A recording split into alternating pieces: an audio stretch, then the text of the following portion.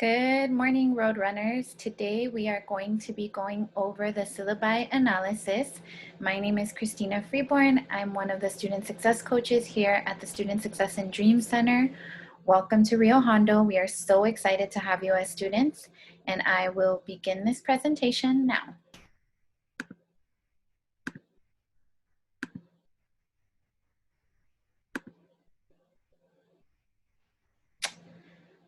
So this is going to be the syllabi analysis workshop, and we are going to go over the learning objectives. So by the end of this workshop, you will learn how to understand the syllabus, learn how to track your progress and grades in your class, and how to compose a professional email to your professor when needed. So what is a syllabus? So now that you are in college, every professor is going to have a syllabus for their class. They will provide this to you online because we're going to be online for the fall, but every professor is going to provide a different syllabus, and that syllabus contains different information. It's going to contain their course description, so what the class is about, what you're going to learn in the class, the objectives that they have for you guys as students, so what they hope that you will learn by the end of the course, their information, so their first name, their last name, their email address, their telephone number, where their office is located for office hours, and any other information such as attendance and participation, classroom guidelines, homework, individual meetings with the instructor, and extra credit options. So all of these are very important for you to know as a brand new student. You want to understand what the attendance and participation policy is, what the classroom guidelines are, when your homework will be due, what the individual meetings are like with the instructor, and then any extra credit opportunities that they may offer. So all of these are very important for you to know as a student. Why do you think that going through this is important? So as a student, I would like you to take some time right now to think about why is it important to go through a syllabus, right? You get it at the beginning of the semester, it has a ton of information. Why do you think that it's important? So some of you are probably thinking because it has the rules in there, because it has attendance or tardy policies, because it has due dates on there. So all of those answers are correct. It's very important that you go through this information so that you know what's expected of you and what your responsibilities are as a student and what the professor's responsibility is too, right? So what to expect. The syllabus is an outline, which is what the instructor expects from you as a student. It guides you, it helps you prepare for what your semester will look like. It provides information, what you will learn and what you will accomplish. So when we saw at the beginning of the presentation, there were some learning outcomes that the professor provides on the syllabus. So that is what you will learn and what the professor hopes that you will accomplish. In addition to that, there are expectations, right? So it provides what the instructor will expect and the professor's policies. And what we mean by policies is, it is possible that the professor only allows 3 absences per semester without it affecting your grade, right? That's why it's really important that you know the professor's policies so that there's no surprises and you completely understand what it is that the professor expects from you, when your assignments are due, and it helps you prepare for what the semester will look like.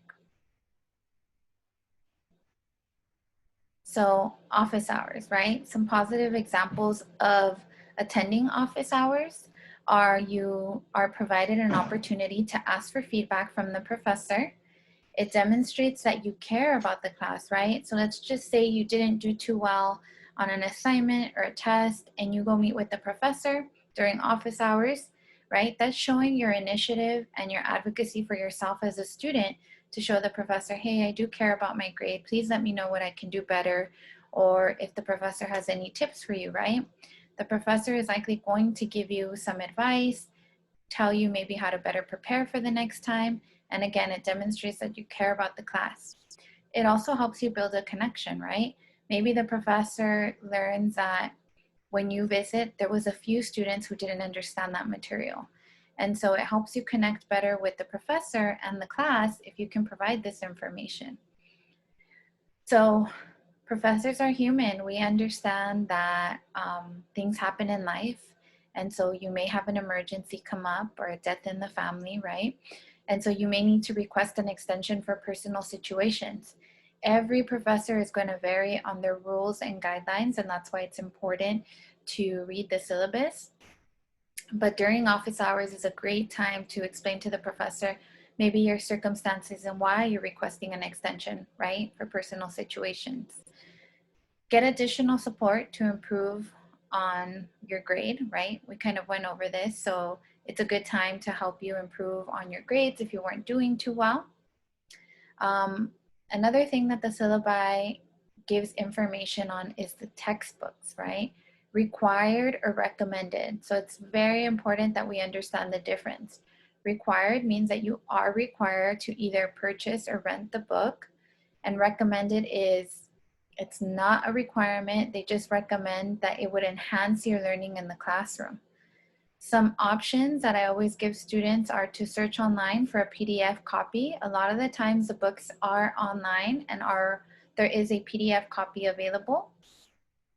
If you are a part of the Educational Opportunity Program at Rio Hondo, they offer book grants.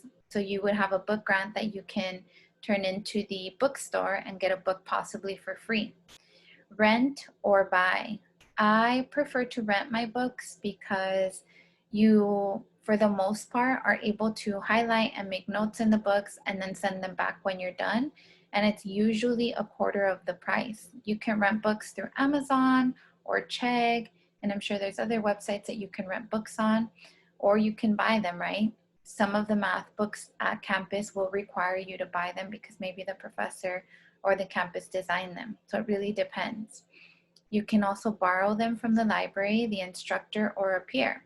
So one of the really cool things about being in college is that professors put the books that they have required in the class on hold in the library. So if you are unable to purchase or rent the book, you can go borrow it from the library a few hours, which is a really cool thing for you guys as students, right?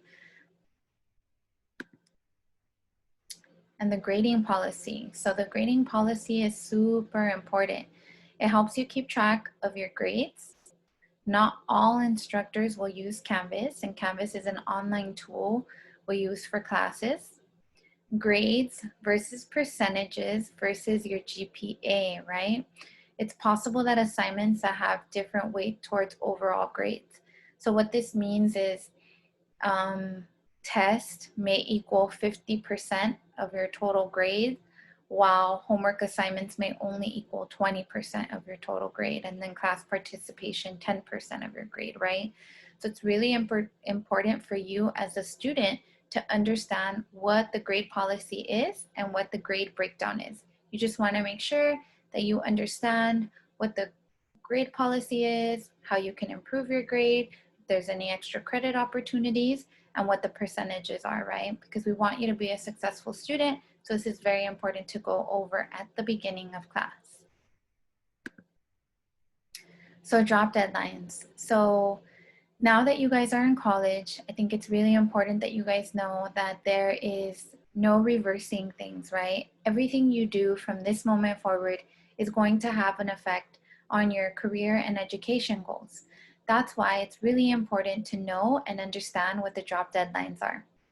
Drop deadline number 1, for example, is the last day to drop a course without a fee or penalty. So what that means is if you are enrolled in a class, there is a deadline for you to withdraw from the class without having to pay a fee or penalty. That means that if you drop your class before this deadline, it will be like if you never took the class. It will not be on your record at all. So no one will ever know you took it. You can qualify for a refund, all of the good stuff, right?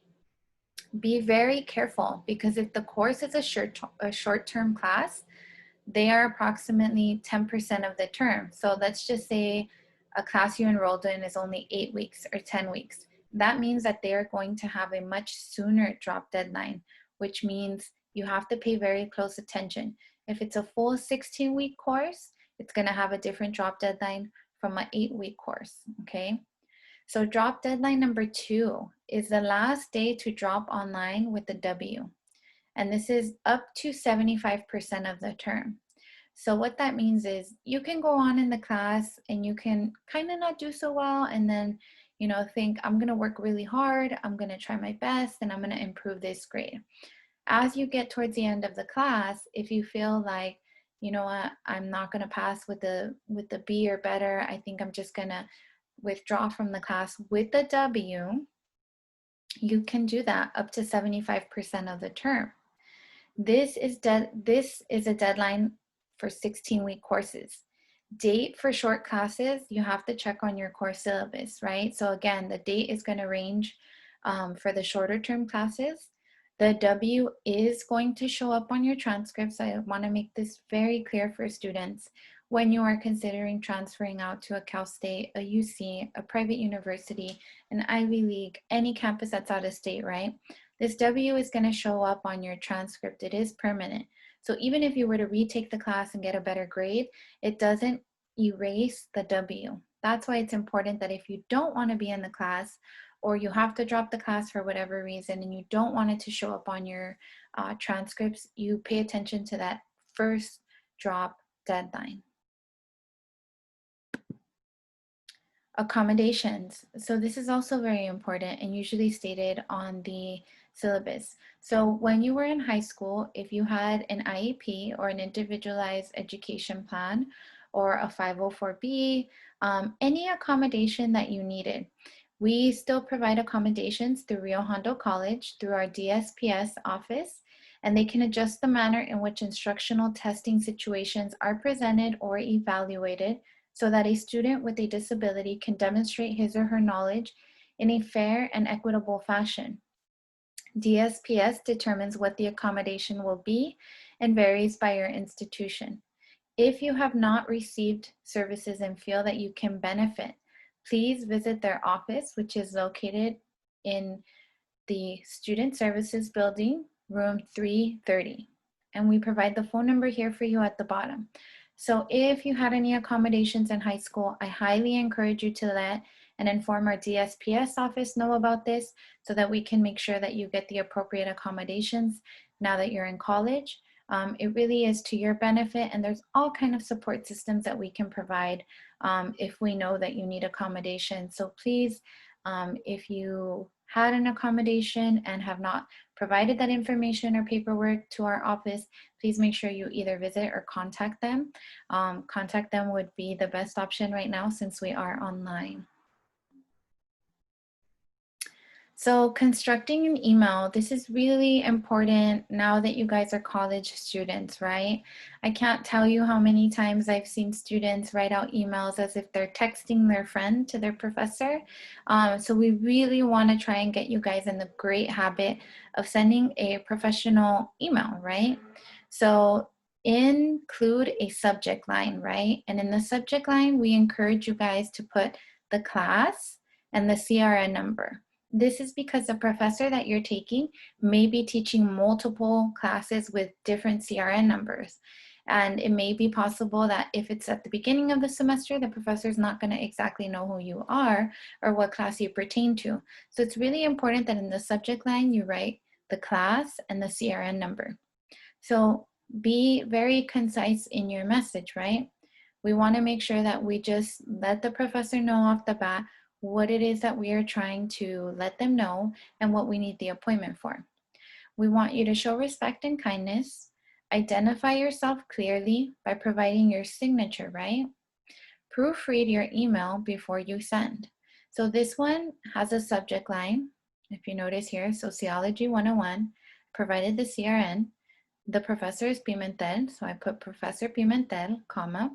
I just received my test score and I am concerned that I will not pass this class. Is it possible to set up an appointment during your office hours so that we can go over my test? Thank you. I provide my name, right, for me, what my position is, my phone number, things of that sort. So this is just an example of how you would construct an email to a professor, right? So not using any like text language or slang language or shortening words, right? Or things like that. So that's why it's very important to just be concise and get to the point. So I ask you guys to notice what is the difference, right? So in this email, we still include a subject line, a class, and a CRN. We still are trying to be concise, right? But let's read through this. Professor Pimentel, so I received my test score and I'm so mad and afraid that I will not pass. And then there's like a little emoji, right? And then I ask, is it possible to set up an appointment during your, and then using texting language, right? The capital U and R, office hours so that we can go over my test and a ton of exclamation points, right? So anytime that you guys are texting, right, or you see something that's in caps, you're like, whoa, either the person is yelling or it's very important or they want to emphasize on a point. So this is why at the end of test two, when you see all those exclamation points, you want to be very careful, right? You don't want to come off as if you're angry at the professor or you are trying to make a very like stern point. So the difference is the other one was professional and this one is not professional. So we just want to be very careful about that.